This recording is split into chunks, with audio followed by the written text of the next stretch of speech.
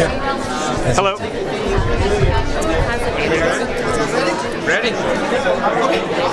You start. I'll finish. So, right around the show, how much is it important to you to like watch videos from college? How do you decide which candidates to put in Deadpool? Now that you guys have him as a reoccurring supervillain,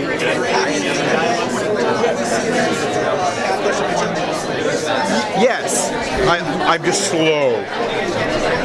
You know, when you're looking for heroes and villains, you're looking for people who want the same thing from the opposite side. And so when you're building, you're looking for that. So I want this, and you want the same thing, and so we're always trying to do that. The great thing about Deathlock as a character is he embodies that. He's a good guy who wanted to be a hero, who through bad circumstance ended up with a bomb in his head, and they took his kid.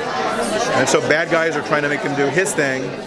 Well, he wants to do the right thing. And you know what I thought Joss did a great job of embodying that in the pilot. At the end, he's in front of these giant heads, and he's talking about gods and just getting squashed. And he's this guy who's been caught in the middle. And inadvertently, he's become a superhero, but he's controlled by the bad guys. So, is he a villain or is he a hero? I mean, that's one of the things we love about that character. And so it's sort of the soul of that man is at the heart of it. And so I think I'm growing up and my voice is cracking. And so for our characters, for Coulson, who's discovering he's been lied to, for Coulson, who's trying to get the truth of everything, and there's this clairvoyant on the other side who's trying to get the same sort of secret. I mean, there's this sort of both people wanting, he's back from the dead, not sure it's a good thing. The other people seem to want the secret of that.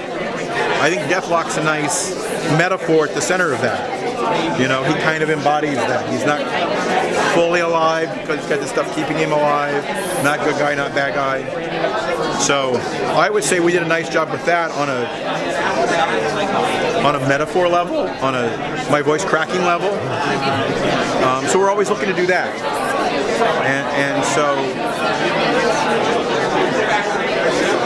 I think I'm done talking. As a writer, what are the pros and cons of having this giant universe to pull from?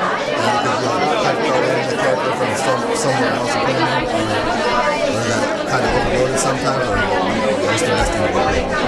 Well, it's mostly pros. There's thousands of Marvel characters, and trying to find ones that would help us tell our story.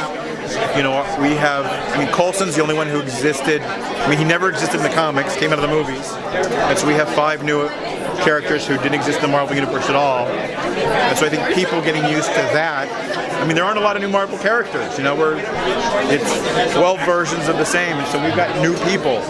And I think people getting to know them and love them was our first priority.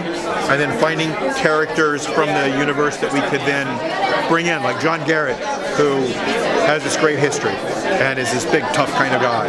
And Deathlock as that character I was talking about who's trapped in the middle. And then from the movies, Sif and Lorelei. Lorelei had never been in a movie or TV show before, so finding her and working with Marvel Studios about what she would look like and how we can use her was really exciting. And it makes the fanboys very excited when we can do that. So we try and do that, but we're also on a network where we have to have 10 or 11 million viewers a week, ideally. 20 would be great. Right. And so we have to balance that. We have to try to tell shows that are emotional for people who don't know who Deathlock or Lorelei is, and just, oh my God, that woman is able to do that, or he's able to do that, so they can drop into it. And so it's hard, but we're pedaling as fast as we can. So your time on Angel, you really had many villains, and then you had an overarching villain that lasted since the beginning of the series, Wolfram and Hart. I kind of getting hints of something similar here, where we have lots of villains entering, but we have the clairvoyant who has been sort of manipulating people since the beginning. Yes. Do you think the clairvoyant is someone that is going to carry over for multiple seasons, or do we have like a wrap up for that character somewhere down the road that you can foresee? I would say anything's possible. I would say we wouldn't be doing our job well if we didn't give you some sort of satisfying wrap up of Clairvoyant for the season. Okay. But as that gets revealed and flipped and flipped and flipped, you know, Marvel has great villains and organizations and groups that I think can be in the background and step forward and step out of the shadows.